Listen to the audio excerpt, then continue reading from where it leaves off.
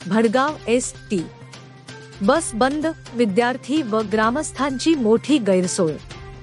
शहादा आगार अंतर्गत खैरवे भडगाव मार्गावरील एस.टी. महामंडळाची बस गेल्या काही दिवसांपासून नियमितपणे येत नसल्यामुळे या मार्गावरील विद्यार्थी, नोकरदार, महिला व ग्रामस्थांची मोठ्या प्रमाणात गैरसोय होत आहे। सदर बससेवेवर अवलंबून असलेले विद्यार्थी शाळा व महाविद्यालयात वेळेवर पोहोचू शकत नसून अनेक विद्यार्थ्यांना शिक्षणात अडथळे येत आहेत।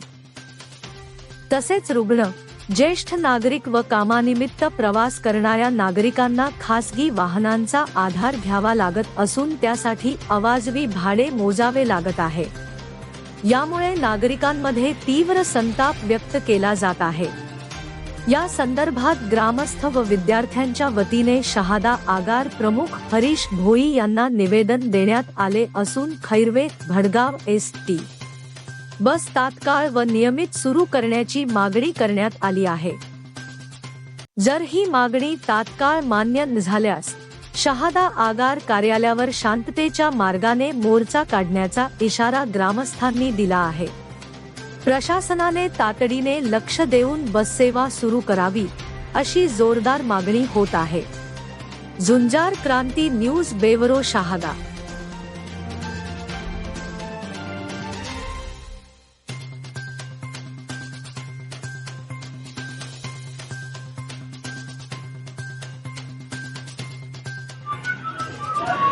सकाळची गाडी 7 वाजता यायला पाहिजे, दुपारची गाडी 12 वाजता यायला पाहिजे आणि मुक्कामी गाडी 8 वाजता यायला पाहिजे।